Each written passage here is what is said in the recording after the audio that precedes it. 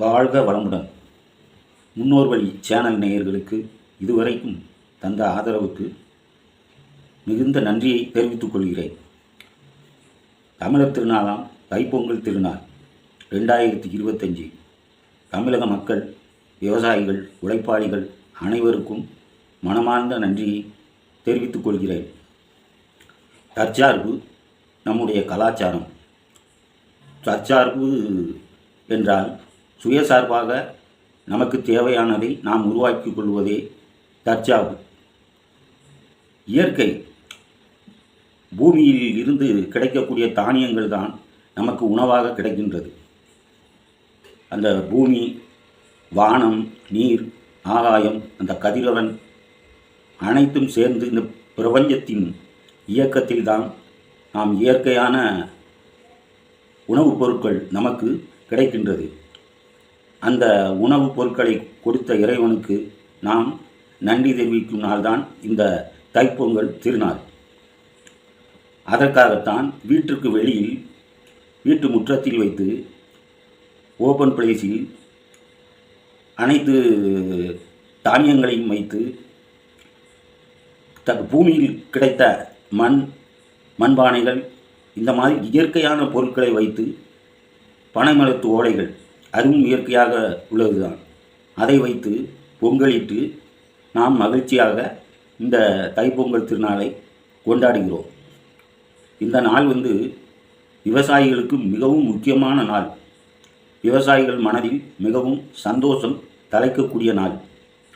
அனைத்து வியாபாரிகள் உழைப்பும் வீணாகக்கூடாது. அவர்கள் உழைப்பிற்கு தகுந்த ஊதியம் கிடைக்க வேண்டும். அதுவே நம்மளுடைய மிகவும் ஒரு ஆசையாக அது உள்ளது. இப்போ தைப்பொங்கல் திருநாள் வருகிறது. அது ஒரு தமிழர்களுக்கே ஒரு முக்கியமான திருநாளாகும். ஏன்னா இந்த பொங்கல் தினத்தில் நமது இல்லங்களில் சுத்தங்கள் செய்து பழமை வாய்ந்த பொருட்கள், கெட்டுப்போன பொருட்கள் அனைத்தையும் கழித்து விட்டு, அதாவது வெள்ளை அடித்து அதை தூய்மைப்படுத்தி சுத்தப்படுத்தி கழுவி விட்டு வீடு நல்ல தூய்மையாக மாறிவிடுகிறது. அந்த வீடு மட்டுமல்ல, நம் மனம், புத்தி அனைத்தும் சுத்தமாகி விடுகிறது. அப்போது நமக்கு ஒரு புத்துணர்ச்சி கிடைக்கின்றது. அதுதான் மிகவும் ஒரு முக்கியமானது. நீங்கள் அந்த வீட்டை சுத்தம் செய்துவிட்டு அந்த இடத்தில் நீங்கள் இருந்து பாருங்கள், உங்கள் மனமே ஒரு சந்தோஷத்தை கொடுக்கும். சுத்தம் சோறு தரும் என்று முன்னோர்களெல்லாம் சொல்லியிருந்தாங்க. அந்த சுற்றம் வருடத்துக்கு ஒரு முறை இந்த தைப்பொங்கல் திருநாள் வந்தால்தான் அந்த வீடும் சுற்றப்படுகின்றது, நம்முடைய மனமும் சுற்றப்படுகின்றது. இப்போ விளைகிற பொருட்கள், தானியங்கள் விளைகின்றது, அனைத்து வகையான தானியங்கள் விளைகின்றது, விற்பனை சந்தைக்கு வருகின்றது. ஆனால் உழைப்பவருக்கு, விவசாயிகளுக்கு, அந்த வயல்வெளியில் கிடந்து சவதிக்குள் முள், கல் இவைகளெல்லாம் பொருட்படுத்தாமல் உழைக்கும் மக்களுக்கு சரியான ஊதியம் கிடைக்க வேண்டும். அதுதான் நமக்கு முக்கியம். அதாவது நமக்கு கடை வீதிகளில் அனைத்து பொருட்களும் நாம் விலை கொடுத்து வாங்குகின்றோம். அந்த விலை கொடுத்து வாங்கும்போது அந்த விலையை நிர்ணயம் செய்யக்கூடியவர்கள் கடைக்காரர்கள், அவர்கள் நிர்ணயம் செய்வார்கள். ஆனால் இது உற்பத்தியாளர்களும் நிர்ணயம் செய்ய வேண்டும். நடுவில் எந்த ஒரு தரவுகள், உள்நோக்கங்கள் எதுவுமே இருக்கக்கூடாது. விவசாயிகள் உழைப்புக்கு தகுந்த ஊதியம் கிடைக்க வேண்டும். அதுதான் நம்முடைய எண்ணம். அப்போதுதான் விவசாயம் செழிக்கும். தமிழகத்தை பொறுத்த மட்டும் நீர்வளம் அதிகமுள்ள தமிழகம். அதனால் விவசாயத்தை இன்னும் பெருக்கலாம். இப்போ விலை கொடுத்து வாங்குவதை விட ஒவ்வொருவருக்கும் நிலங்கள் இருக்கின்றது. ஆனால் இந்த காலகட்ட சூழலில் விவசாயங்களை செய்வதற்கு யோசிக்கும் நிலையில் இருக்கிறார்கள்.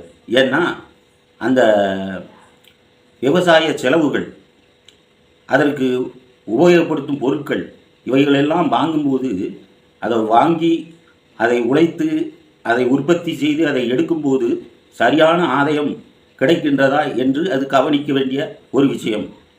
அதை கவனித்து அவர்களுக்கு நல்ல உழைப்புக்கு தகுந்த ஊதியம் கிடைக்க வேண்டும். அதுதான் மிகவும் முக்கியம். இப்பொழுது இனிமேல் இந்த 2025 அடுத்த ஆண்டுகள் வரும் காலங்களில் விவசாயிகளுக்கு தகுந்த ஊதியங்கள் கிடைக்க வேண்டும்.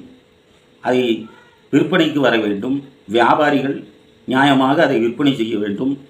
விவசாயிகளும் அவர்களுக்கு நியாயமான விலையில் அவருக்கு ஊதியம் போய் சேர வேண்டும்.